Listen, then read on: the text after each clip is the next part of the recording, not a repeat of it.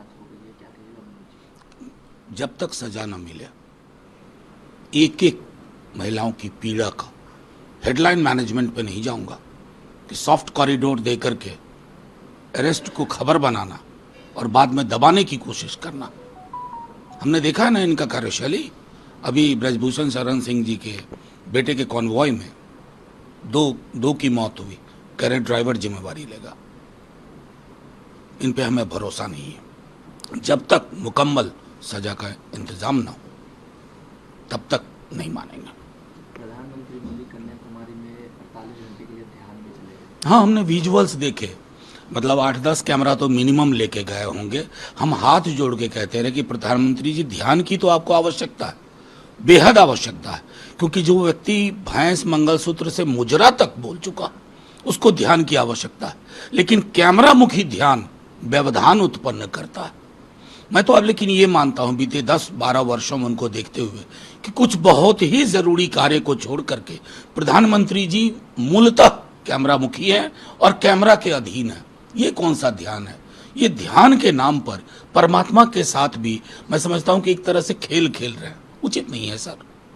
प्रधानमंत्री मोदी ने कल अपने रैली को संबोधन करते दौरान कहा कि मैं वापस जब आऊंगा तो 125 दिनों का रोड मैप मैंने तैयार कर लिया है। कोई नहीं, 125 दिन के रोड में रिटायरमेंट प्लान में काम आएगा।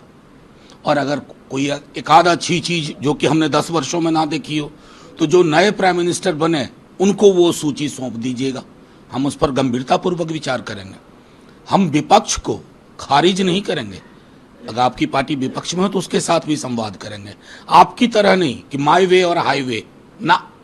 हम ये रशियन मॉडल और वो किम जोंग मॉडल में नहीं यकीन करते। इंडियन डेमोक्रेसी है, पक्ष और विपक्ष में संवाद रहना चाहिए। आपके कुछ अगर बहुत ही खूबसूरत आपके प्लान होंगे तो हम उसको अंगीकार करेंगे।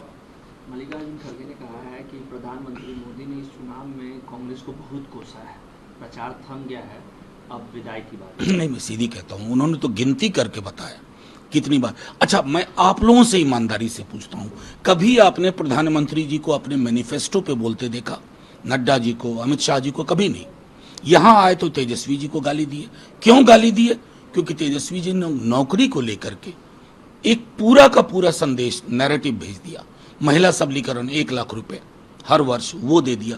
इस पर प्रधानमंत्री जी कभी नहीं बोले। प्रधानमंत्री जी आक्रोश में आकर के टोटी नोच लेगा, बिजली काट देगा, भैंस खोल ले जाएगा, मंगलसूत्र छीन लेगा, मुजरा करेंगे ये लोग। अगर इस तरह की आप जुबान बोल रहे हैं तो अब कैंपेन के विमर्श को नीचे ले आ रहे हैं। ठीक किया मनमोहन सिंह जी ने कल चिट्ठी लिखी। किसी भी प्रधानमंत्री ने आज तक उस पद की डिग्निटी को इतना तार तार, उसकी गरिमा को इतना तार तार नहीं किया। योगी आदित्यनाथ ने आपने कहा है कि ये कांग्रेस पार्टी औरंगजेब की राह पे चली है और तालिबानी और सरिया कानून लागू करने वो जयशंकर जी और प्रधानमंत्री जी पर टिप्पणी कर रहे हैं। तालिबान से कौन डील कर रहा है भाई? कौन डील कर रहा है? आपकी सरकार ना जो चल रही है। और योगी जी को इतिहास का ज्ञान है नहीं। जियो पॉलिटिक्स तो बहुत बड़ी चीज है, वो समझ ही नहीं पाते हैं। उनका पूरा दर्शन एक मठ का दर्शन है, और मठ का दर्शन, एक खास मठ का दर्शन इस देश का दर्शन नहीं हो सकता। इस देश के दर्शन में कबीर हैं, बुद्ध हैं, और हमारे कर्पूरी ठाकुर से लेकर के पेरियार हैं।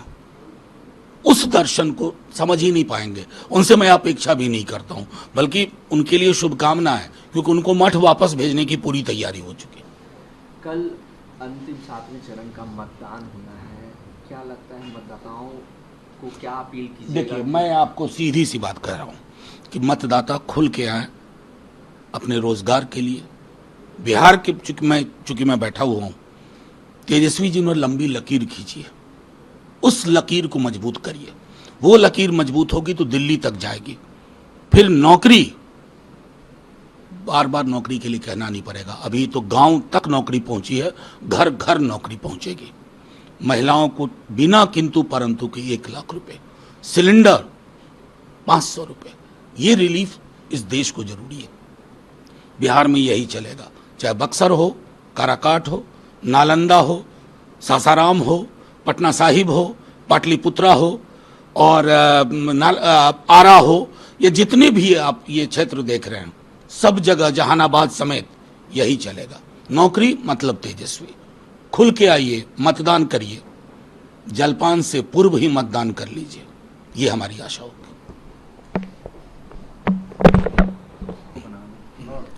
बिहार में हीट वेव को लेकर कई बच्चों की मौत हो गई। अगर सिर्फ औरंगाबाद की बात करूं तो अभी तक 40 बच्चों की मौत हो गई है।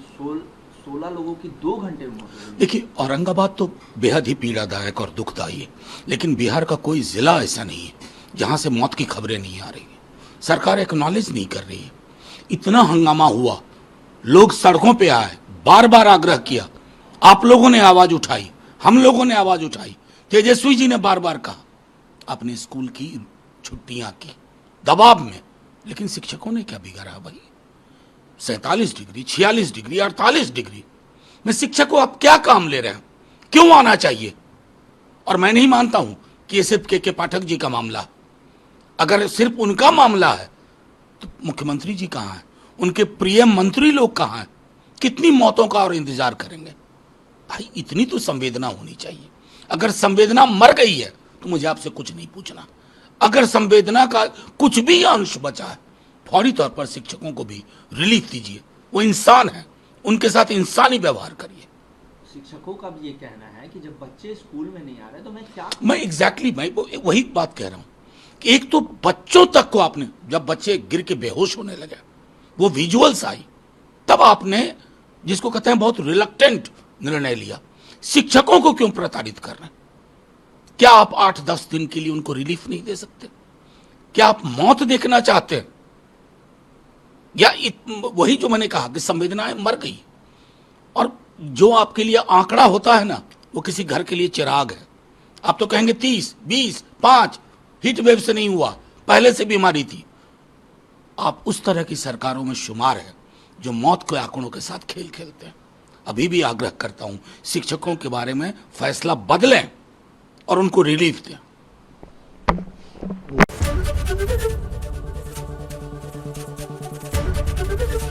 एबीपी गंगा, खबर आपकी, जुबान आपकी।